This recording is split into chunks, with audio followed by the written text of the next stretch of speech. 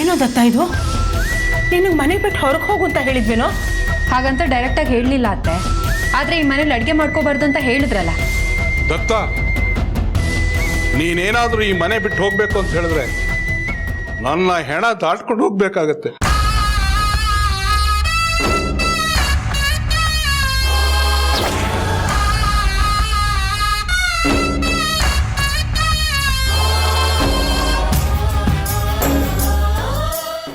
ಓ, ಮಗು ತುಂಬಾ ಮುದ್ದಾಗಿದೆ. ಅಮ್ಮ, ನಾನೊಂದು ಸ್ವಲ್ಪ ಹೊತ್ತು ಎತ್ಕೋತೀನಿ. ಗೀತಾ, ಮಕ್ಕಳು ಮೈ ಮೇಲೆ ಹುಚ್ಚ ಇದ್ರೆ ಬೇಗ ಮಕ್ಕಳಾಗತ್ತಂತೆ. ಸುಮ್ಮನೆ ರೀ ಬಾವ, ಅದೊಂದು ಬಾಕಿ ಇವರಿಬ್ಬರಿಗೆ. ಅಲ್ಲಮ್ಮ, ಲಕ್ಕಿಗೆ ಮಗು ಆಗೋ ವಯಸ್ಸಾಯ್ತು. ಹುಟ್ಟೋ ಮಗು ಲಕ್ಕಿ ಥರ ಇದ್ರೆ ಪರವಾಗಿಲ್ಲ, ಇವಳ ಥರ ಆದರೆ ಅದ್ರ ಬದಲು ಮಕ್ಕಳು ಆಗದಿದ್ರೇನೆ ವಾಸಿ.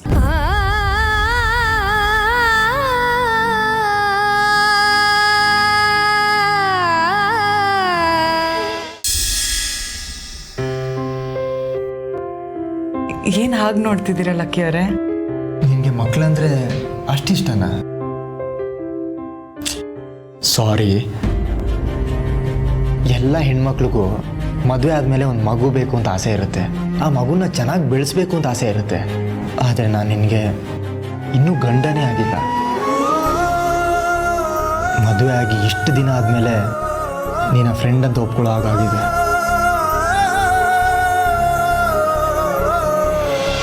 ಚಿಕ್ಕಪ್ಪ, ಏನಪ್ಪ ಅದೇ ಫಾರಿನ್ ಟ್ರಿಪ್ಪು? ಗೀತಾ ಲಕ್ಕಿ ಹೋಗಲ್ಲ ಅಂತ ಹೇಳಿದ್ರಲ್ಲ, ಕ್ಯಾನ್ಸಲೇ ಮಾಡಿಸ್ಬಿಟ್ಟೆ. ನಾನು ಪಿಂಕಿ ಅವರು ಹೋಗ್ಬೋದಲ್ವಾ? ಲಕ್ಕಿ ಗೀತಾ ಹೋಗದೇ ಇದ್ರೂ ಪರವಾಗಿಲ್ಲ, ನಾವು ಹೋಗ್ತೀವಿ ಅನ್ನೋದು ನಿನ್ನ ಮಾತಿನ ಉದ್ದೇಶ. ಆಯಿತು, ಹೋಗಿ ಬನ್ನಿ.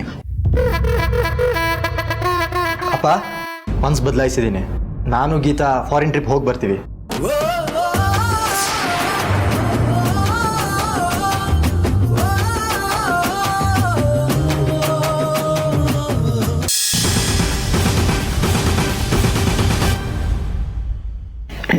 ಲಕ್ಕಿ, ನಾಚಿಕೆ ಆಗಲ್ವ ನಿನಗೆ?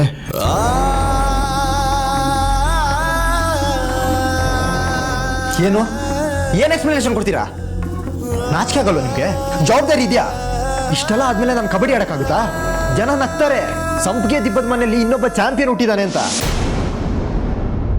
ಅವಮಾನ ಆಗೋದು ನಿಮಗಲ್ಲ, ನನಗೆ.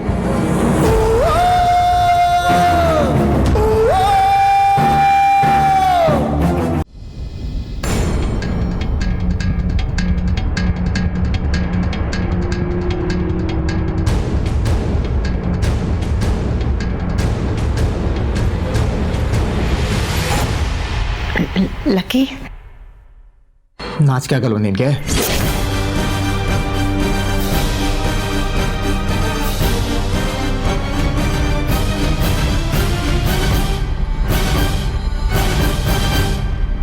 ಏನು ಎಕ್ಸ್ಪ್ಲನೇಷನ್ ಕೊಡ್ತೀರಾ?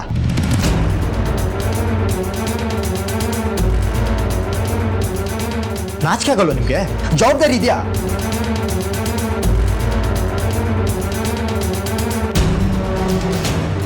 ಊರಲ್ಲಿ ತಲೆ ಎತ್ತಿ ಓಡಾಡಕ್ಕಾಗುತ್ತಾ ನಾನು?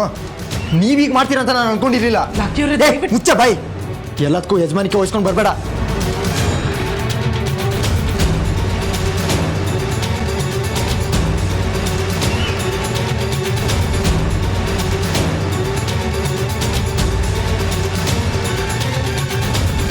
ಅಮ್ಮ, ನಿನಗೆ ಸ್ವಲ್ಪ ಬುದ್ಧಿ ಬೇಡವಾ?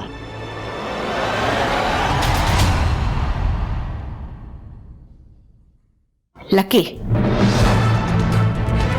ದೊಡ್ಡವರು ಚಿಕ್ಕವರು ಅನ್ನೋ ಪರಿಜ್ಞಾನ ಇರಲಿ. ಅವರು ನಿಮ್ಮ ತಂದೆ. ದೊಡ್ಡವ್ರು ನೀವು, ದೊಡ್ಡತನ ಉಳಿಸ್ಕೊಂಡಿದ್ದೀರಾ? ಇದೇನಾ ನೀವು ಮಾಡೋ ಕೆಲಸ?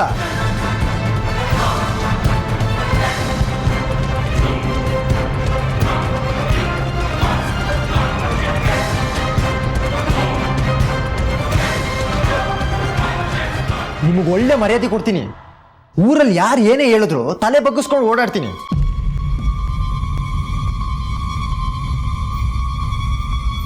ಹುಟ್ಟೋ ಮಗು ಸಂಪೂರ್ಣ ಜವಾಬ್ದಾರಿ ನಾನೇ ನೋಡ್ಕೋತೀನಿ.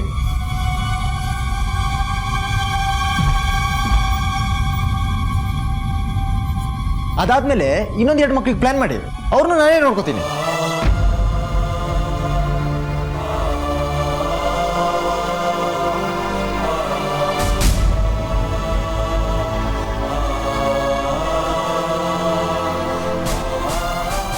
ಎಲ್ಲೂ ಹೊರಗಡೆ ಹೋಗೋಕ್ಕಾಗಲ್ಲ. ಆ ಥರ ಮಾಡಿದ್ದೀರಾ.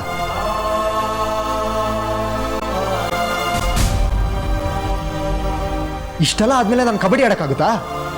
ಜನ ನಗ್ತಾರೆ. ಸಂಪಿಗೆ ದಿಬ್ಬದ ಮನೆಯಲ್ಲಿ ಇನ್ನೊಬ್ಬ ಚಾಂಪಿಯನ್ ಹುಟ್ಟಿದಾನೆ ಅಂತ.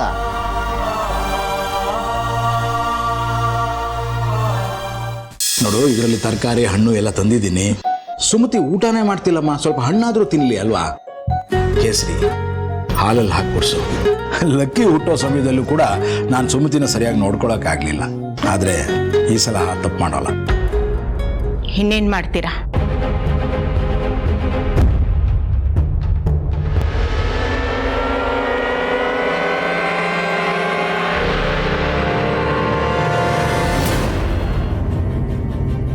ಇದನ್ನೆಲ್ಲ ತರೋ ಬದಲು ಒಂದು ತೊಟ್ಟು ವಿಷನಾದ್ರೂ ತಂದಿದ್ದಿದ್ರೆ ಕುಡ್ದು ನೆಮ್ಮದಿ ಆಗಾದ್ರೂ ಸಾಯ್ತಿದ್ನಲ್ರಿ.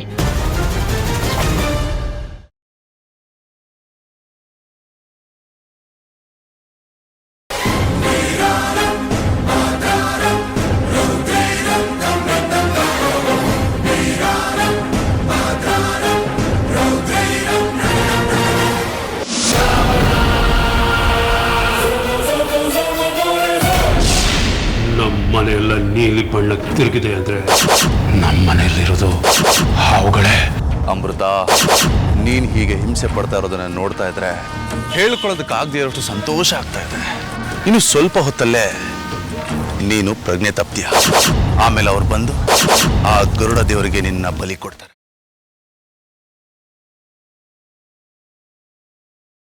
ನಾನು ಹೋಗುವಾಗ್ಲೂ ನೀನು ನನ್ನ ಹಿಂಬಾಲಿಸ್ಕೊಂಡ್ ಬಂದೆ ಅಲ್ವಾ? ಏನಿನ ಉದ್ದೇಶ?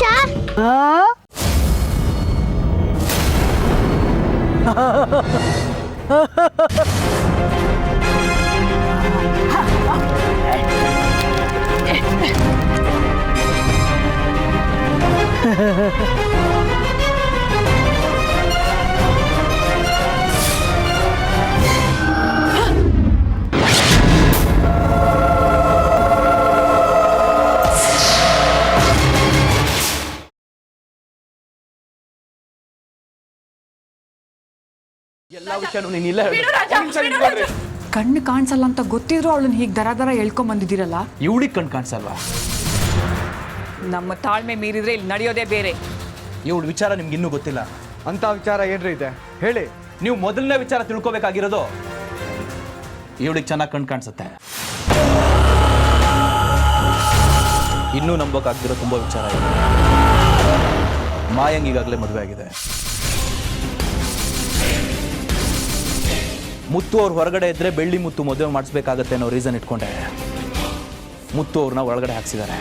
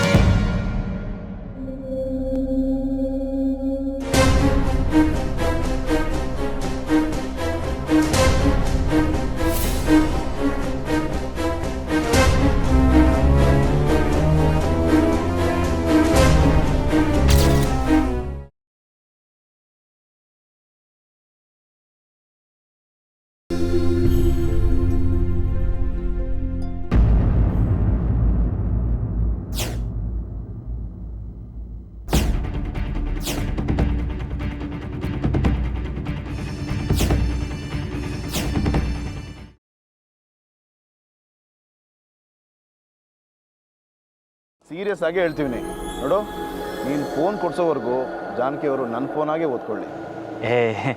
ಇಲ್ಲ ನಿನ್ನ ಫೋನ್ ಯಾಕೆ? ಒಂದು ವೇಳೆ ನಾನು ನಿನ್ನ ಮನೆಯವನಾಗಿದ್ದಿದ್ರೆ ನೀನು ಈಸ್ಕೊತಾ ಇದ್ದಿಲ್ವಾ ಹೇಳು?